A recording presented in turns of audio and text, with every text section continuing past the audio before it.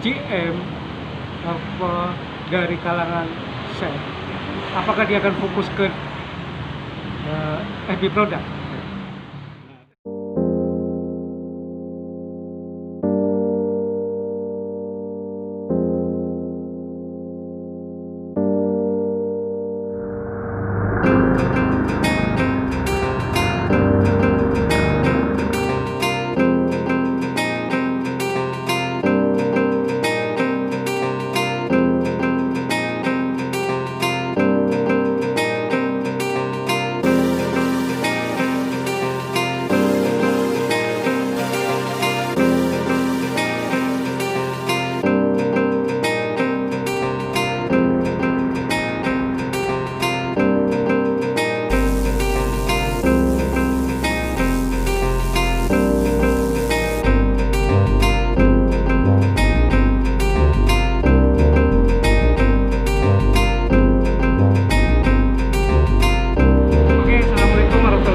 Wabarakatuh.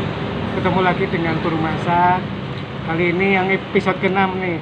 Saya ketemu dengan mantan chef nih. Mungkin bisa ceritain Chef Yusi sejarahnya awal berkarir di dunia kuliner. Itu dari mana aja? Apa itu cita-cita apa gimana, Chef? Aduh sih. Panjang nih, Chef Andri.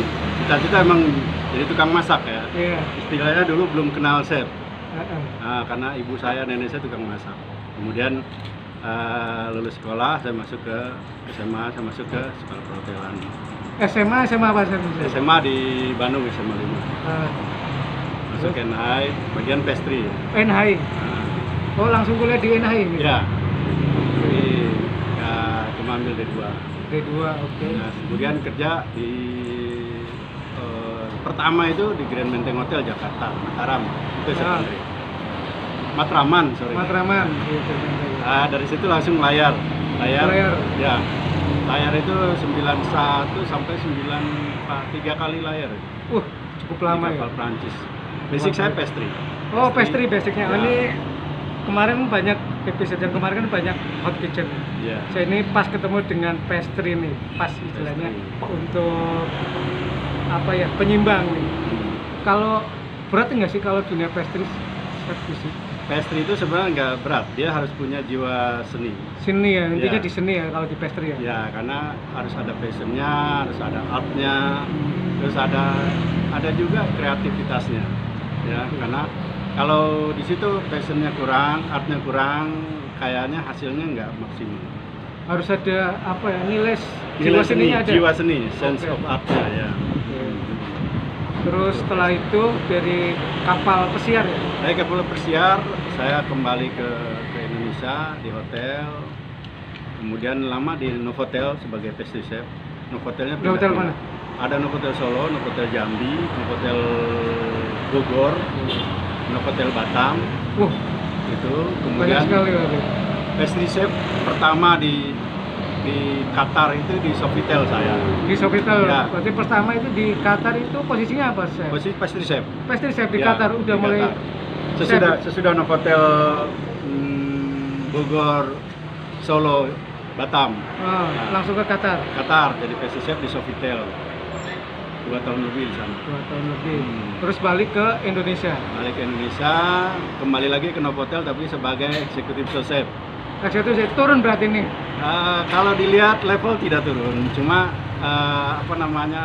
penambahan daripada pengalaman untuk sebagai eksekutif chef ya, untuk menuju ke eksekutif chef. Oh gitu. Nah. Bisa sebutin hotelnya mana?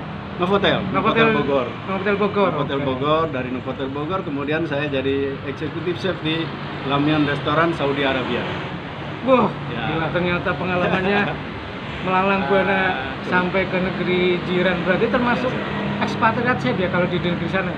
Di sana termasuk ekspat ya, Ekspat ya, di Saudi oke. karena kebanyakan orang ahli itu kebanyakan dari luar Saudi. Dari luar. Ya. Berapa tahun di Arab Saudi? Di Saudi itu saya pegang 2 restoran 1 tahun. Di pastry, khusus pastry. Tidak. Semua. Saya udah jadi chef de cuisine. Oh, Jadi chef de cuisine. sama dengan Mungkin bisa ceritakan ke junior chef de cuisine apa bedanya chef de cuisine sama Nah, ada susunan. Kalau kita beberapa outlet di main kitchen yang besar, itu dipimpin oleh eksekutif chef, diwakili oleh eksekutif sous-chef. Jadi sous itu bawah bahasa Perancis. Jadi chef di bawahnya eksekutif.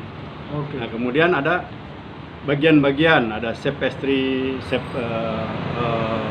bakery, ya, chef garde manger. Nah, itu kalau di hotel besar. Nah, kalau di hotel-hotel yang kecil kita ada chef, ada eksekutif chef. Nah, ada macam saya itu tidak besar restoran itu, tapi 2 outlet.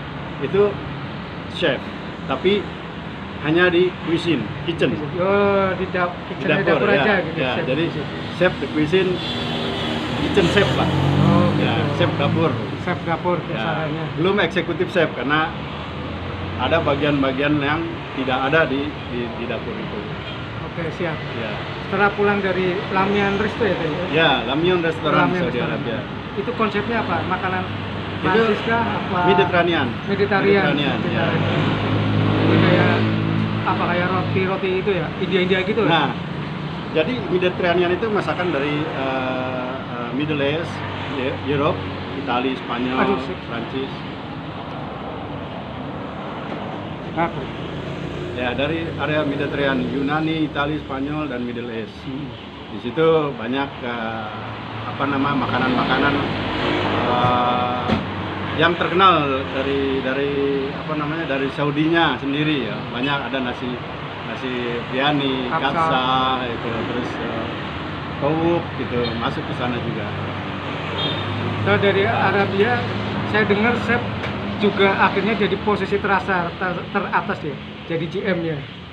Terakhir, sesudah melanglang buana ke Vietnam, ke Saudi, Qatar, dan akhirnya ke Dubai juga. Akhirnya saya jadi terakhir di Solo jadi FB Director di Best Western, kemudian jadi GM pertama di Pekanbaru, Sumatera, kemudian kembali lagi ke Solo jadi GM di Megaland Move Hotel. Oke. Kemudian terakhir saya di Bali juga sempat General Manager bintang 4 di The Nest Hotel Bali. Oke, berarti dari GM dari seorang eksekutif chef menuju GM, apakah pelarian melarikan diri dari dapur, chef? Sebenarnya enggak, itu impian semua eksekutif chef sebenarnya. Impian semua eksekutif chef untuk menuju top rank ya. Top rank gitu. Ya, jadi at the end terakhir posisi dia pasti di eksekutif chef selain owner ya, di DG General Manager. Dari cita-cita chef selain kemudian menjadi owner. Gitu. Nah, sebenarnya banyak yang nyaman sudah eksekutif chef sampai dia kebanyakan pensiun. gitu Sebenarnya, tapi kalau banyak juga yang sejiwa dengan saya, ada tantangan yang lebih berat yang harus kita hadapi, yaitu General Manager. General Manager. Ya. Karena bahannya lebih banyak gitu. Lebih banyak. Lebih complicated gitu. Ya, outletnya semua yang dipimpin itu lebih banyak lagi. Berarti kalau menuju GM, seorang chef itu harus cerdas banget tadi. Sebenarnya bukan cerdas. Di situ diperlukan satu ya, cara dia memimpin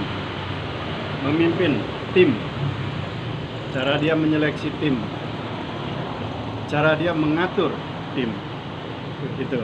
Karena tanpa tim, biar sepintar apapun general manager itu nol.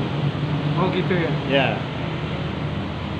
Kalau GM apa dari kalangan chef, apakah dia akan fokus ke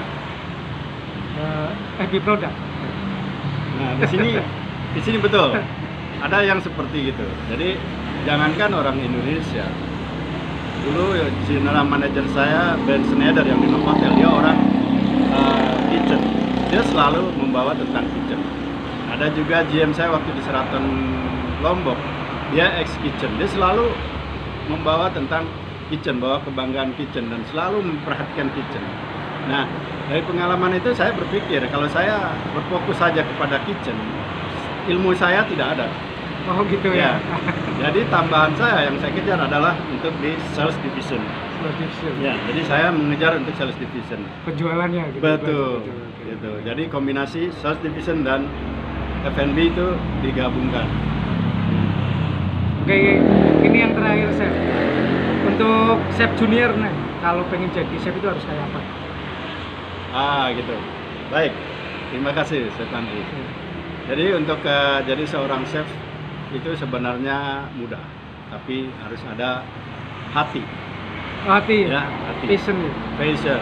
Jadi kalau sudah ada hati, ada motivasi, kemudian detail, teliti, nah itulah akan menjadi chef.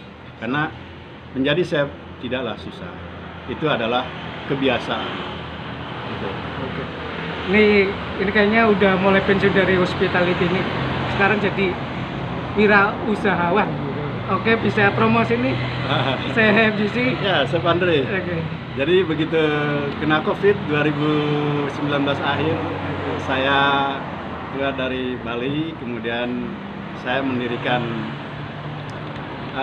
satu CV, tapi masih dalam tahap ya, sama ketua chef Ica, Chef Hendro, multi collection ya. Multi talent. Ya, multi collection, culinary multi collection CV. Kemudian saya sudah menjadi konsultan untuk perusahaan saya sendiri di Bandung, Naruto Ramen Resto. Dan di sini yang ini ya, kedai Momive. Kedai Momive ini letaknya di Jalan Mangesti Raya di Sukoharjo, Jawa Tengah. Jadi tidak jauh dari Solo Baru. Solo Baru Raya, dekat juga dengan perbatasan Solo, Tugu Lilin. Nah dari sini saya masih tetap mengkonsultani restoran-restoran untuk restoran, kafe dan bistro dengan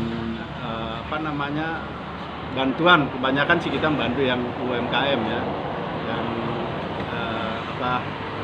pengusaha-pengusaha baru yang ingin berkembang dan bergerak di bidang kuliner, itu kita yang bantu. Oke. Terima kasih Chef Juicy atas waktunya.